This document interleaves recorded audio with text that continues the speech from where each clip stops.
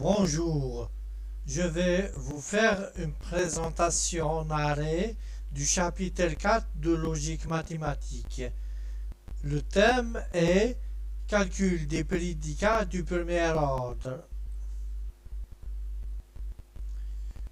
Donc, introduction.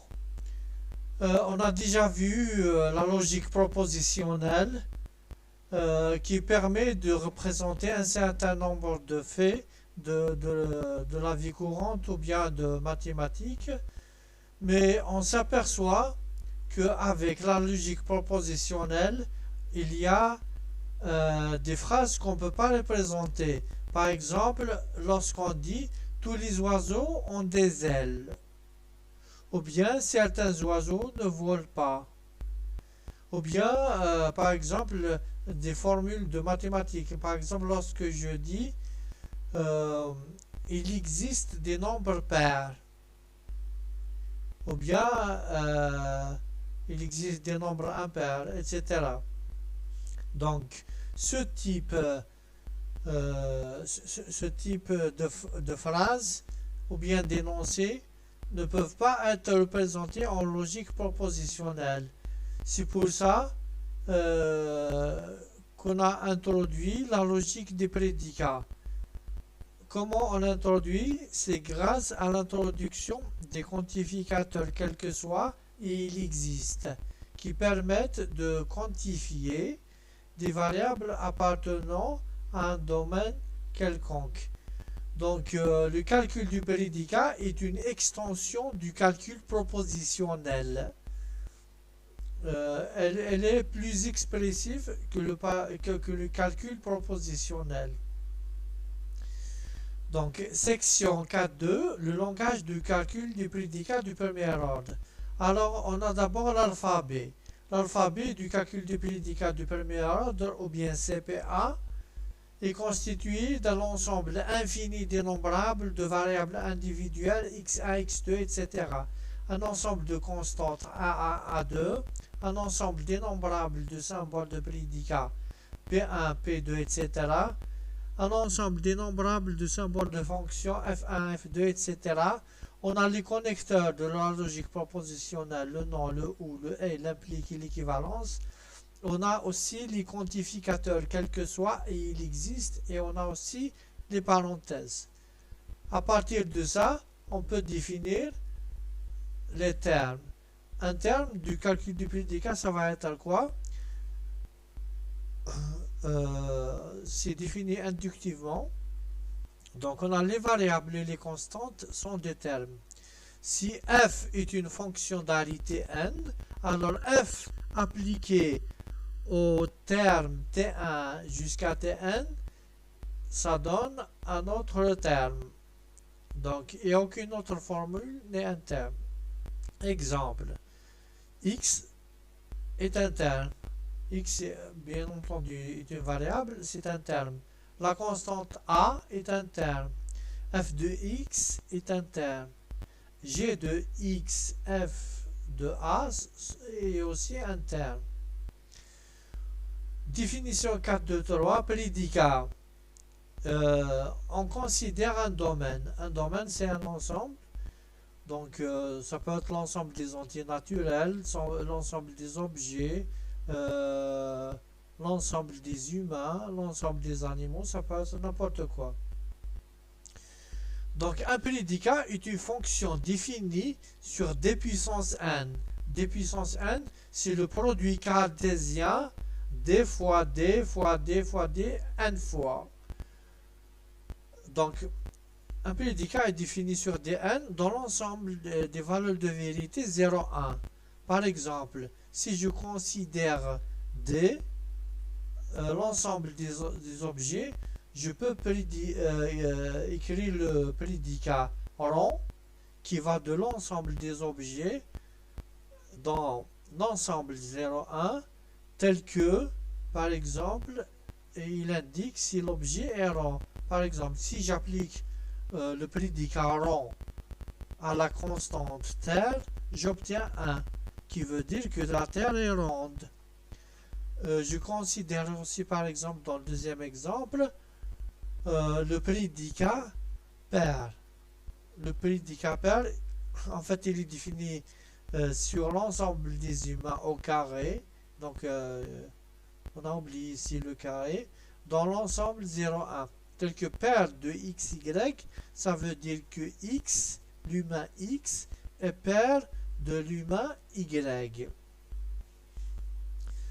On arrive à la définition 4 de 4 qui concerne les formules atomiques. Si P est un prédicat d'arité n et T1 jusqu'à Tn sont des termes, alors P de T1 jusqu'à Tn est une formule atomique.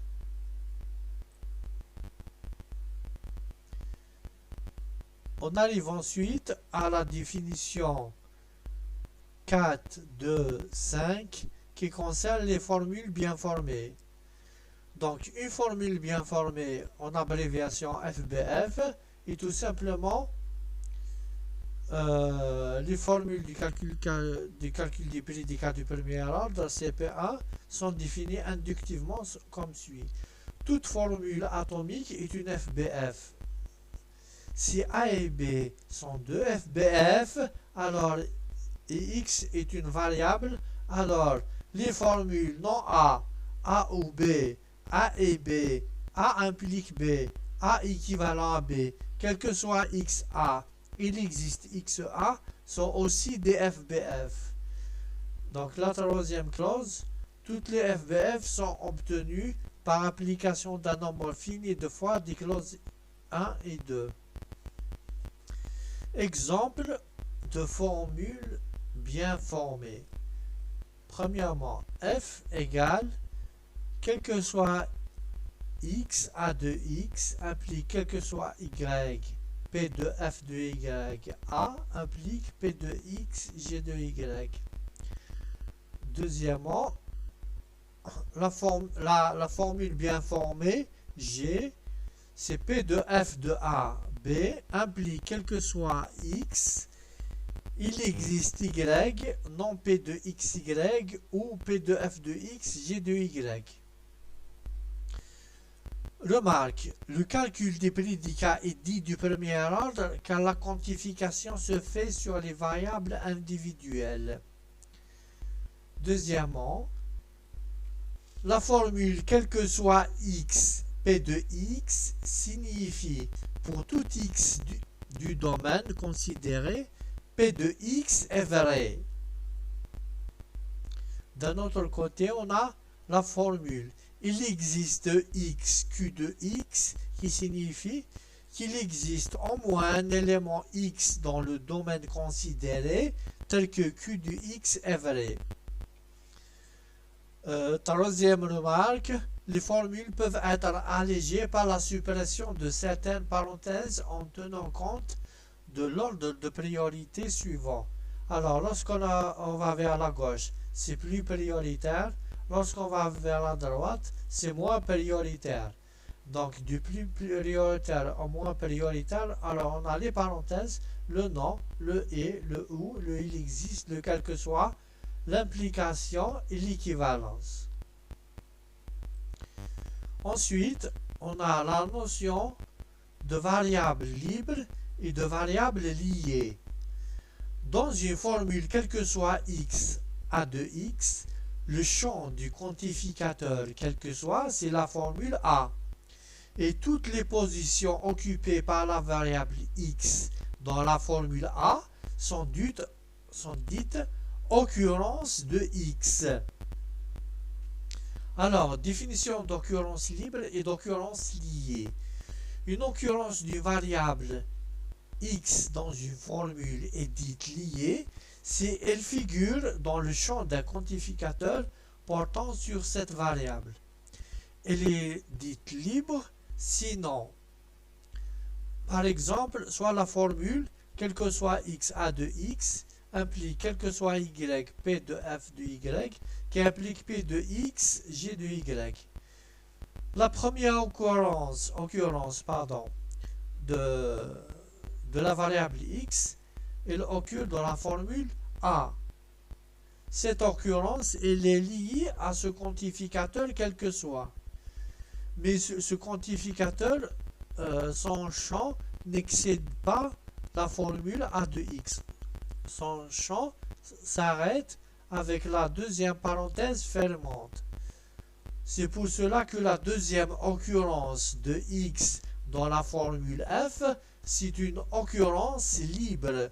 Elle n'est pas liée à un quantificateur donné, ni à quel que soit x, ni à quel que soit y, bien que x figure dans le champ de quel que soit y, mais comme c'est pas la même variable, x n'est pas lié à quel que soit y. Donc c'est une occurrence libre.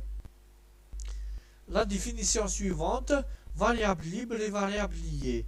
Une variable x est dite liée dans une formule f lorsqu'elle possède au moins une occurrence liée dans f.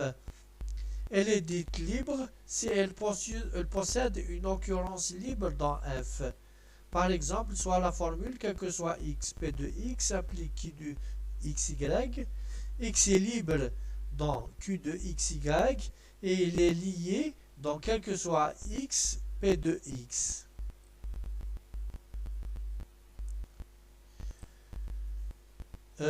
Définition 4, 2, 6, 3, terme libre pour une variable donnée. Si on considère A une FBF du CP1, c'est quoi ça? Ça veut dire que A est une formule bien formée du calcul du prédicat du premier ordre. C'est ce que ça veut dire cette abréviation. FBF du CP1. Donc un terme T est libre pour une variable x dans A si aucune occurrence libre de x n'appartient à un champ de quantificateur quel que soit, où il existe, où y est une variable de t.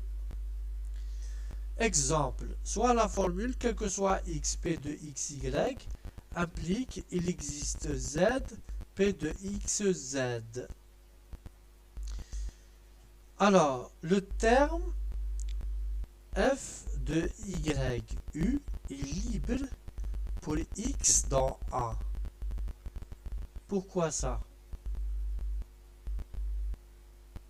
Parce que, tout simplement, on peut appliquer cette définition, mais il y a aussi une autre caractérisation.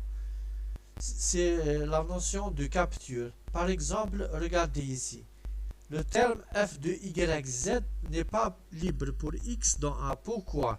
Parce que si on remplace x par f de yz, donc ici, le z de ce f, il sera capturé par la deuxième partie de la formule.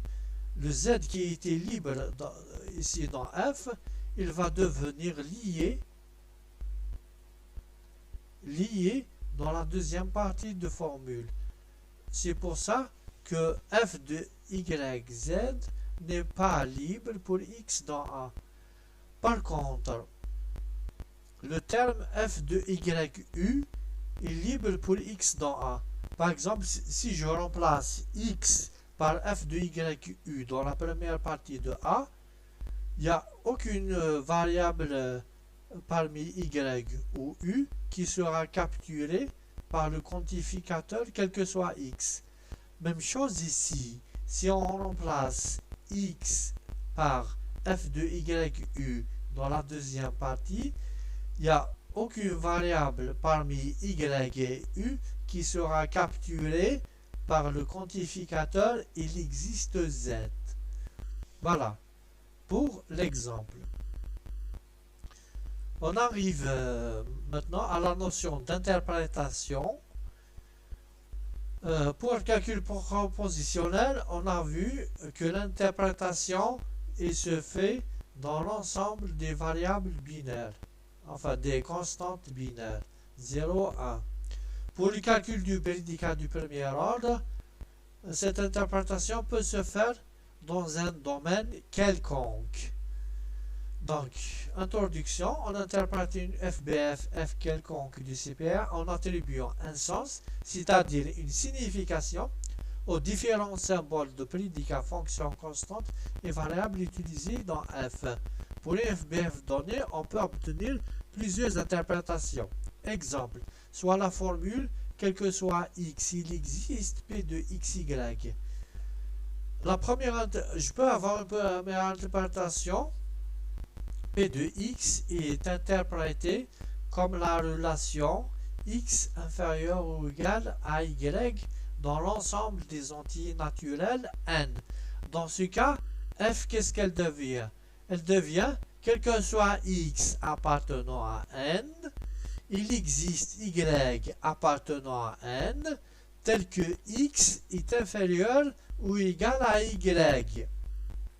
Ça, c'est une première interprétation. Une deuxième interprétation possible. On interprète le prédicat P de xy comme la relation x est fils de y dans le domaine des êtres humains. Dans la deuxième interprétation, f, qu'est-ce qu'elle devient? Elle devient, quel que soit x appartenant à l'ensemble des humains, il existe y appartenant à l'ensemble des humains, tel que x est fils de y. Voilà, dans cet exemple, on a donné deux interprétations possibles, mais il y en a encore d'autres. On peut définir d'autres interprétations. Donc, définition de l'interprétation, définition plus formelle. Donc, soit j'ai une FBF du CP1, une interprétation I de G est un quadruplé DI AFP, tel que DI est le domaine de l'interprétation I. A est un sous-ensemble de DI appelé ensemble des valeurs des constantes de G. Donc A, j'interprète, c'est un ensemble dans lequel appartiennent les constantes de la formule G. F est l'ensemble des fonctions de J définies dans DI. P est l'ensemble des prédicats de G définis dans DI. Exemple. Soit G, la formule, quel que soit X, quel que soit Y, il existe Z, tel que P de F de XY, Z. Donc, soit l'interprétation suivante, le domaine, c'est les entiers naturels N. F, il est défini de N fois N dans N, tel que à X et Y, elle associe le résultat F de XY égale à X plus Y.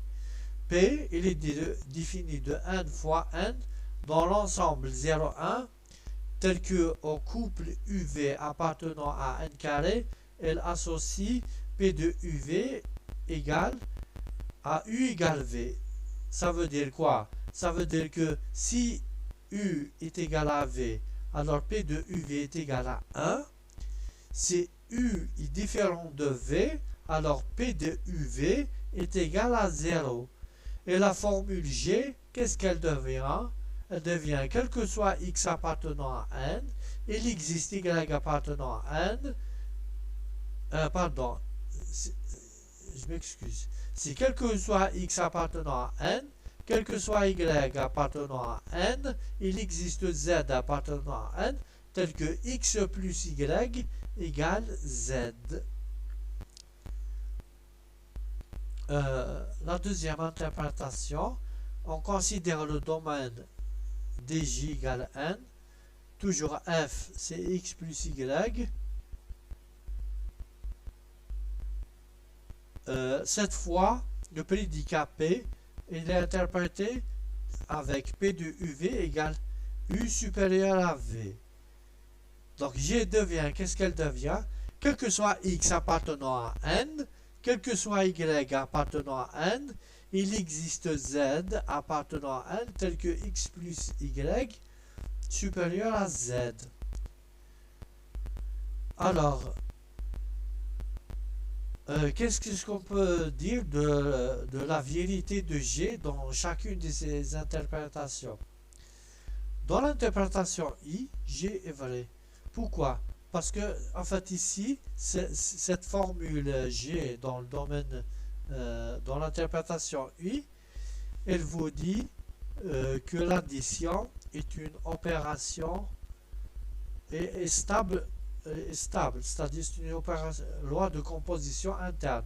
Lorsqu'on fait tout x plus y pour deux entiers quelconques x et y, on obtient un z qui appartient à n, qui est vrai. Donc G est vrai dans l'interprétation I. Est-ce qu'elle est vraie dans l'interprétation J? Cette fois-ci, elle n'est pas vraie, elle est fausse. Pourquoi? Parce qu'on peut trouver un x et un y pour lequel il n'existe aucun z tel que x plus y supérieur strictement à z. Ce x-là, c'est x égale 0 et y égale 0. Si je remplace x par 0 et y par 0, je ne peux trouver aucun z dans n tel que 0 est supérieur strictement à z. C'est pour cela que G est fausse dans cette interprétation. On arrive ensuite à la notion de valuation. Une validation ou bien une valuation dans une interprétation I est une fonction V de l'ensemble des termes de CP1 dans l'ensemble des I, définie intuitivement comme suit. Alors V de A égale A bar pour chaque constante A de A, et V de F de T1, etc. jusqu'à Tn est égal à F bar de Y de V de T1 jusqu'à V de Tn, où la barre signifie valeur. C'est-à-dire que ici, V de A, c'est la valeur qui est associée à la constante A. Et V de F1, etc., la valeur qui est associée, c'est la valeur de F sur V de T1, etc., jusqu'à V de T1. Alors, pour l'interprétation donnée, il existe plusieurs validations différentes. Chaque validation F affecte à chaque variable propositionnelle un élément de DI. Elle est déterminée par la donnée des V de x1, V de x2, puisque les V de A et les V de F de T1, etc. sont donnés par la clause 1 et 2 de la définition précédente. Dans l'interprétation I de l'exemple précédent, la formule, quel que soit x, quel que soit y, il existe z, p de f de x, y, z, les valeurs possibles pour les variables x, y, etc. sont les nombres 0, 1, etc. Les triplés x1, x2, x3 avec x appartenant à n déterminent toutes les validations possibles de cette formule. Alors, définition suivante, deux valuations V et V' sont dites X équivalentes si V de Y égale V' de Y pour tout Y différent de X. On arrive maintenant à la notion de satisfaction et de valeur de vérité d'une formule. Soit A une FBF du CP1 et I une interprétation. Une validation V dans I satisfait A si nous pouvons montrer par induction comme suit. V satisfait la formule atomique P de T1, Tn si PV de V de T1, V de Tn est vrai dans DI. V satisfait non B si V ne satisfait pas B. V satisfait B implique X si V ne satisfait pas B ou satisfait C. V satisfait quel que soit XB si chaque validation V' X équivalente à V satisfait B. Définition suivante. Une formule A est vraie dans une interprétation I si chaque validation A dans I si chaque validation satisfait A dans I. A est fausse dans I s'il n'existe aucune validation qui satisfait A. On utilise cette notation I, ça c'est un symbole de conséquence logique. On l'utilise aussi pour pour la satisfaction. Cette écriture, elle veut dire que A est vrai dans I. Par exemple, l'exemple qu'on a donné tout à l'heure pour la formule G. Avec cette interprétation, G est vrai dans I. Pourquoi? Parce que toute l'évaluation de X et de Y et de Z satisfont la formule X plus Y égale Z. Enfin, toute l'évaluation de X et de Y. Parce que pour le Z, c'est pas lequel que soit. Donc, quel que soit X et quel que soit Y, je peux trouver un Z tel que X plus Y égale Z. Par contre, G est fausse dans I, G est fausse dans J parce que toute l'évaluation ne satisfont pas X plus Y supérieur à Z.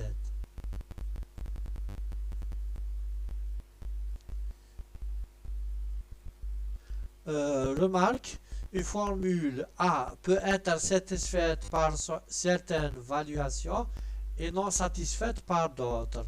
Une telle formule n'est ni vraie ni fausse. C'est un cas qu'on peut trouver. Une formule qui est satisfaite par certaines valuations et n'est pas satisfaite par d'autres. Donc dans ce cas, elle n'est ni vraie ni fausse. Ensuite, proposition 4, 4, 3, si deux formules A et A implique B sont vraies dans l'interprétation I, alors B est vrai dans l'interprétation I. Donc A et A implique B sont vrais dans I, alors B est vrai dans I. La démonstration elle est assez simple. Proposition suivante, soit A une formule et I une interprétation, alors on peut écrire la chose suivante. A est vrai dans l'interprétation I, si seulement si la formule, quel que soit XA, est vraie dans l'interprétation I. La démonstration aussi, il est facile. Donc, dans le premier sens, l'application de gauche à droite, si on suppose que A est vrai dans I, si on considère une valuation V dans I, V satisfait A, et chaque validation V' X équivalente satisfait aussi A. Donc, toute validation dans I satisfait A. Donc, V satisfait aussi quel que soit XA. D'où, quel que soit XA est vrai dans I. La réciproque, il est immédiate.